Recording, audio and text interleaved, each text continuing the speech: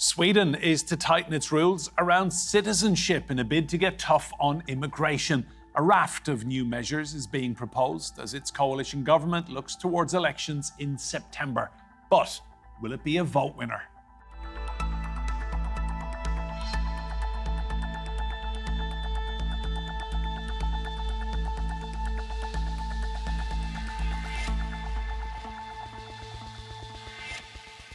Hello and welcome to Roundtable. I'm Enda Brady. Now, Sweden's minority coalition government is gambling that a tougher line on immigration will help them win the country's election in September. Applicants for citizenship will have to wait 8 years and prove they have an understanding of Swedish life and culture. Anti-immigration parties blame failed policies of successive governments for the country's gangland crime problem. For years, Sweden built a global reputation as a humanitarian superpower, welcoming refugees from conflicts in the Balkans, the Middle East and Africa. But that image was tested in 2015, when the country took in one of the highest number of asylum seekers per capita in Europe. Immigration and citizenship have moved from niche issues to the heart of national debate. The country's centre-right government, which came to power in 2022 with the support of the nationalist Swedish Democrats, wants to make it harder to get citizenship. Applicants will now need to have lived in the country for 8 years, up from 5, pass formal language tests, and show that they earn enough to support themselves. Ministers link the new rules to concerns over a rise in crime and a lack of social cohesion, saying that earlier and more generous policies did not do enough to integrate newcomers. We've had people before, they've been able to become citizens even though they've been arrested for murder. Now there will be a clear change. If you have committed a crime, it will be much more difficult to become a citizen. The debate fits a broader Nordic and European trend. Countries across the region have been tightening asylum rules, framing citizenship as something to be earned through proven attachment to the nation.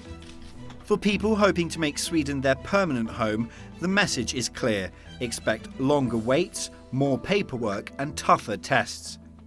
The coming years will show whether this new, more guarded approach can deliver on its promises without undermining the country's open and humanitarian identity.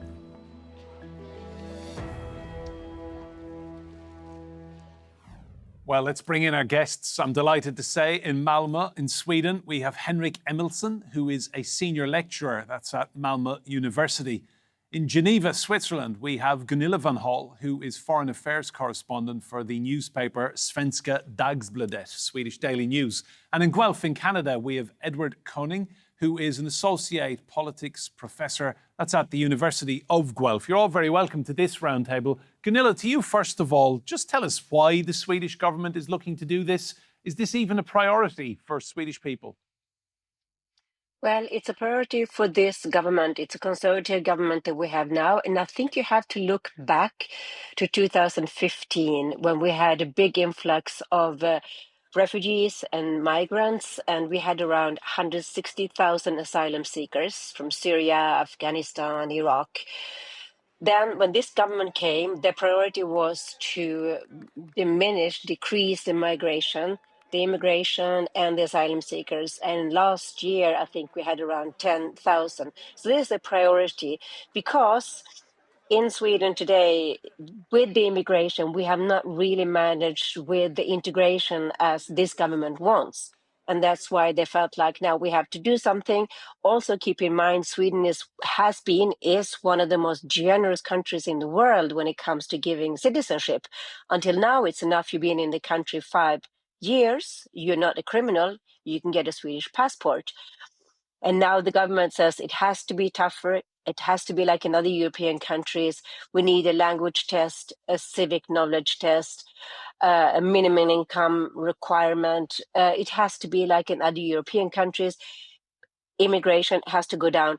Do not forget, we have an election this year. So for the politicians, they want to show, this is very much domestic politics. They want to show we have managed to decrease immigration like we promised. Thanks, Gunilla. Henrik, just come in on that election there. So it's penciled in for September. How much do you think this is focusing politicians' minds in Stockholm and elsewhere? Very much. I mean, as the previous speaker said, I mean, this has been the focus of the current government for the entire period of time, and they have done reform after reform after reform. So this last restrictions on citizenship, it's just one out of so many different policies aiming to reduce migration to a minimum. And many of these reforms are coming up this spring. And the government, of course, they want to show that they are tough on migration and want to say that they delivered on the promises. And they also want to scare away the voters from the Social Democrats and say that they are not as tough on migration as the current government. Edward, just give us your thoughts on why the Swedish government is doing this, looking in from afar. Do you think this is a vote winner come September? Well, whether or not it's a vote winner is a little difficult to say. I guess it's a different story that I'll get to in a second. Let's start with why are they doing that? I agree with the other speakers. They want to appear tough on migration. Frankly, I think this particular reform we're talking about right now, the tightening of citizenship requirements, is mostly symbolic in nature. I don't think there's going to be any migrant who suddenly is going to feel more connected to Sweden if they have to wait 3 years, 3 additional years before they can acquire citizenship. I don't think there's going to be any person who is skeptical about migration who with this reform will suddenly be less skeptical. So by and large, I think this is a symbolic measure. Whether or not this works out in the favor of the government as they intend to, that's I would consider that quite a gamble. We've seen in other countries where center-right parties have made immigration their corner piece of their campaign. That the result was that many voters would indeed then also think immigration is really important, but then actually vote for the populist right party, which then is seen as owning the immigration issue. So all of that to say is I don't think the policy makes a really important constructive step towards the issues that the government claims to want to be solving. And I'm also not really sure that it will work out in their favor. Thank you, Edward. Gunilla, I want to pick up on an issue you raised there, integration. Do Swedish people feel that there is an issue around people moving to your country and not becoming part of Swedish communities and society, that migrants want to kind of be by themselves? Yes, I think there is. I think there is this. It's easy to become a Swedish citizen or get permanent residency too. Some Swedes feel like, why should you be able to get it so easily and you don't even need to speak a word of Swedish, or you don't need to know anything about the history or the culture, and that creates a tension. Also, with the integration, we have had problems with crime that is being connected also to partly to immigration, and that increases the tension. So it's really. I can see for myself, I have double nationality. I have Swedish and Swiss, and I had to go through a really tough test, language test and civics test about Switzerland, every mountain, every river, every military battle and so forth. It was quite tough, but in a way, I'm glad I did it. Did it change? Maybe it changed a little bit my feeling of belonging and knowledge and respect for the Swiss society. So I think it might not only be symbolic, it might actually increase the feeling of being integrated or belonging or participating. Perhaps. Thank you, Gunilla. Henrik, just come in on that then, your thoughts on integration. You're in Malmö, you teach students there. I'm guessing you have students from all over the world. Give me your thoughts on what you see in terms of integration with people moving to Sweden.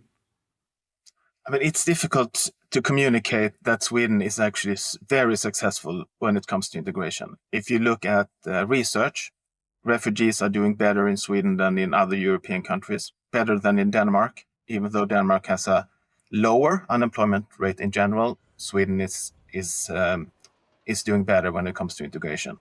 And when they compare integration policies between countries, Sweden is also coming out on top. The issue is that Sweden has like 3 times as many non-European migrants than Denmark. So we have, if 10% fail in the integration in Sweden, it has a larger effect on society than in Denmark. So that's very difficult to communicate that Sweden is doing well, but we still have problems. People are in general very open. That's an interesting point, Edward, isn't it? We've always thought of Sweden as a very open society. Do you think a little bit of that magic is going to close off for people now if we see this policy being pushed? Well, I would say that, I mean, of course, if you are in Sweden, you will certainly encounter people who criticize migration. And certainly, if you listen to the Sweden Democrats, you'll hear a very accusatory version of that. But I do think, much in line with the comments that were just made, it's important to take a comparative perspective and see what Sweden is like compared to neighboring countries. And also, if you look at views, public opinion on immigration, I think it's fair to say that Sweden is still rightly depicted as a country where views are generally more positive than elsewhere. So all of that to say is that in absolute terms, sure, there are people who don't like immigration. Certainly, it's an issue that will inform the vote of many people in September. But by comparative standards, I think we don't have the nativist backlash that we see in other places. Thank you.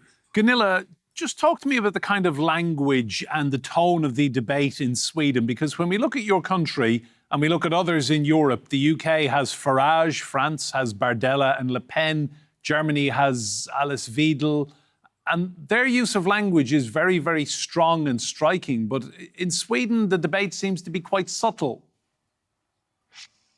It perhaps became more subtle. We have Jimmy Åkesson from the Sweden Democrats, and he is becoming more popular. It's showing people also because of the immigration question, a little bit more subtle, but more or less the same message. It's just packaged in a different way.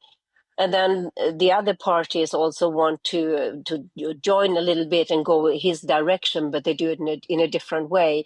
But we have Jimmy Åkesson, who definitely is I would say right, extreme right, and very tough on immigration.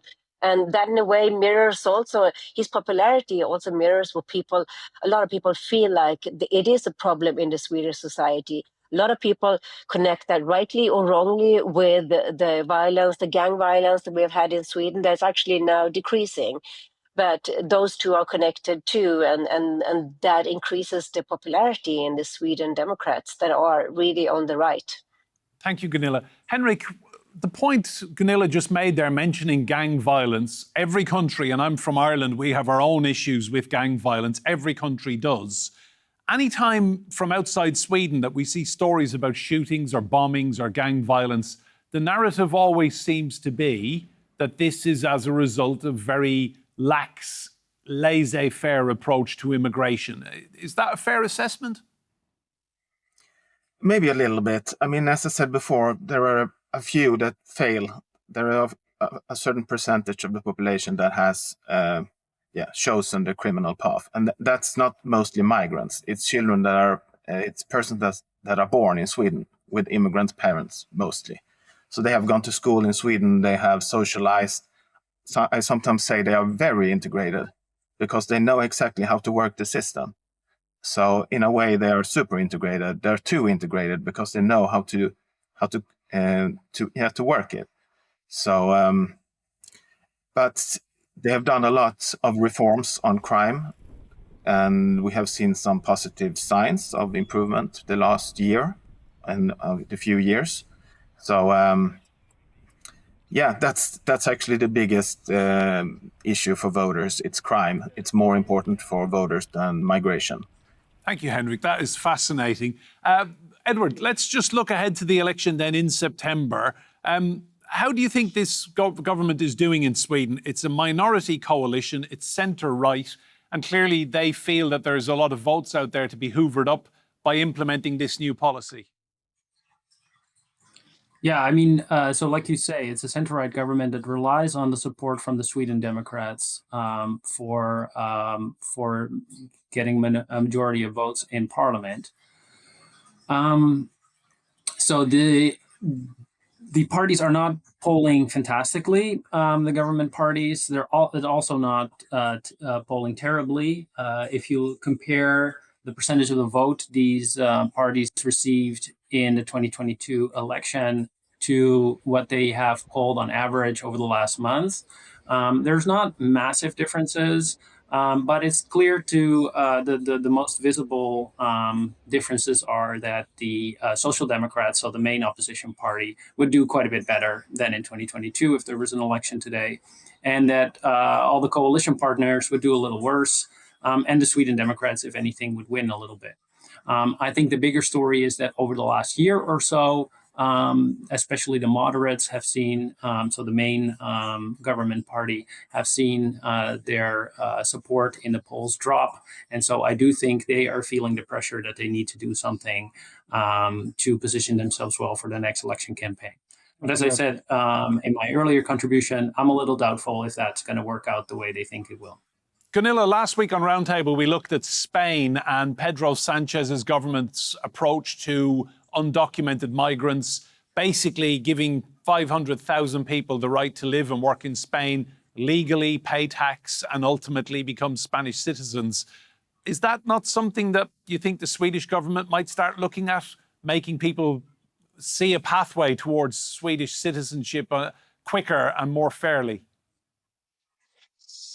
I doubt that this government would do that. It seems like this government is really on the track of making it more difficult to become a Swedish citizen. There's even a debate now if you should take away people who have had permanent residency, if you should take that away from them and then tell them to apply for Swedish citizen instead. This is very, very controversial. Probably they won't do that, but the way right now for the Swedish government seems to do this, is going to be tougher to encourage people to come to Sweden as immigrants or asylum seekers. If they don't get asylum, apply for Swedish citizenship, with the risk, as we've been discussing, that you really will create an A Swedes and B Swedes. You would have like the second-class Swedes who will stay for a long time in Sweden, but cannot meet the criteria to have a Swedish passport, and they will be considered as a second-class Swedes. It could be because they are elderly or they have health issues or so forth. And this is a danger, because then this whole proposal the government is doing right now, if you create this kind of system with A Swedes and B Swedes, that will increase tension and make integration more difficult instead of increasing it like they want to do now. Thank you. Henrik, to you, give us your assessment of how the Prime Minister is doing then. Ulf Kristersson, how's he polling? What do Swedish people feel about him? I mean, they are very stable. I mean, I think the moderates, the Conservative Party, I think they would have liked to win back a few percentage points more from the Sweden Democrats, because they had a former party leader, Fredrik Reinfeldt, who was known for being very pro-migration. So many voters didn't trust the Conservative Party, the moderates, to be tough on migration, and therefore they turned to the Sweden Democrats. But the thing is, they haven't returned back to the moderates. Thank you. Edward, just looking at the issue of immigration, when we see politicians across Europe, every country's talking about it, and yet when you speak to people in the street, they care about cost of living, housing, healthcare, mortgage interest rates. Generally speaking, the issue of migration does not really kind of feature on people's top 2 or 3 issues. Is that fair to say? Well, I think what is very interesting, at least to observe, is that if you look at democratic politics up until the 1980s in many countries, you basically see immigration is entirely absent from the debate. That even led some scholars of migration to allege that there was some sort of conspiracy of silence among politicians, that they deliberately did not want to engage migration because their constituents, sort of like their business interests, wanted them to expand migration, but the voters wouldn't want it, so they just kept it out of the political sphere. I think it's very fair to say that era is clearly over, that now migration is one of the most talked about issues in election campaigns. And maybe it's not in the top three of concern of voters, as you put it. I do think it's a very effective tool to mobilize social identity. So basically ask people to think about who they are. And research has shown that this is a very powerful way to get people to vote. And so it's also an issue that's easily, and this is probably my main frustration with migration politics, it's very easily pitched in simplistic terms.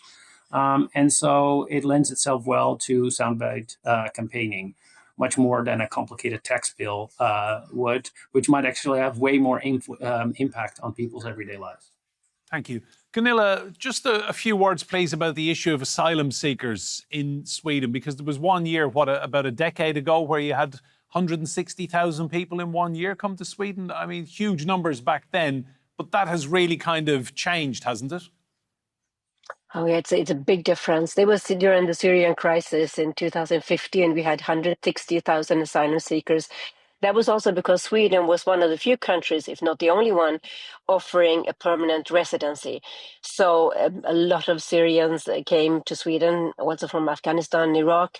Now, 2024, it has dropped to 10,000 asylum seekers. I think even last year was 6,000. This is a massive drop. And asylum applications, I think since we had this government we have now, the Conservative government, it has dropped. Asylum applications have dropped 60%. This is their goal of this government. It's going down. At the same time, you have to question, what about, is Sweden still the country that is known to be very solidaric and open and helping in international crises as we used to be? Those questions are also being raised. Thank you. Henrik, when we look at what the government is asking of people seeking Swedish citizenship, so they'll have to wait 8 years, they'll have to have no criminal record, minimum wage requirement of 20,000 kroner, that's $2,200 a month, and then a proven understanding of Swedish language, life and culture. I think most Swedish people would probably say that's quite fair. Yes, I mean, that's kind of normal from a European perspective, this new citizenship policy. And there has been some research here at Malmö University. We have asked migrants, and we have asked a person born in Sweden with migrant background, and we have asked native Swedish people. And they all have the same opinion about citizenship, that there should be requirements. There should be an effort to become a citizen. So this is not something that migrants and native Swedes are disagreeing on. So this latest policy shift is not so extreme. The extreme thing is that they have done like 20 things at the same time, and that they are saying in every reform they want to go to the minimum level.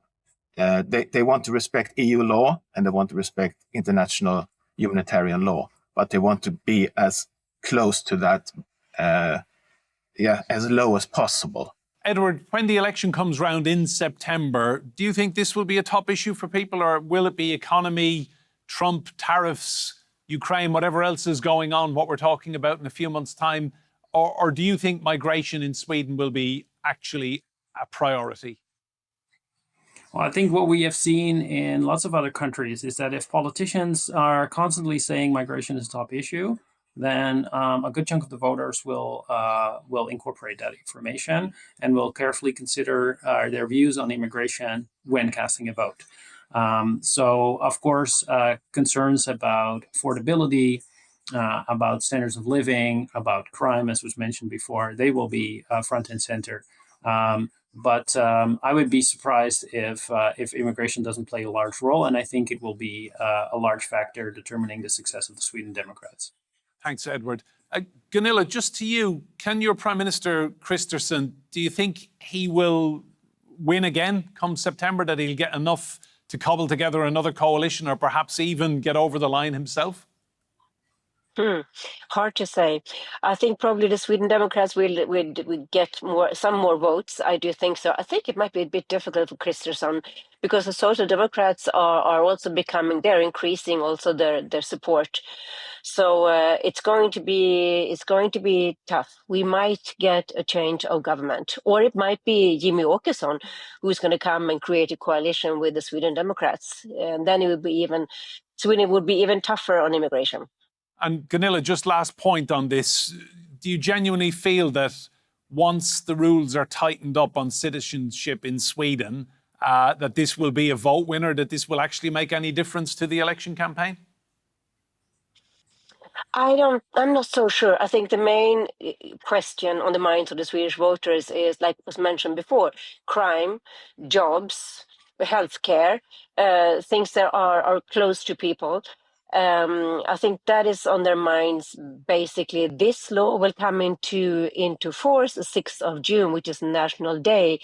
We will not really see an effect of this law. I don't think it's going to have that much effect on the vote in September, even though the question will be discussed. But it will not be the top of mind of people, of the voters, I think. Gunilla, Henrik and Edward, thank you all so much for your contribution on this Roundtable. Remember, you can see more discussion and debate on our YouTube channel. Just search for Roundtable, TRT World. But for now, from me, Enda Brady, and all the team here, goodbye and thank you for watching.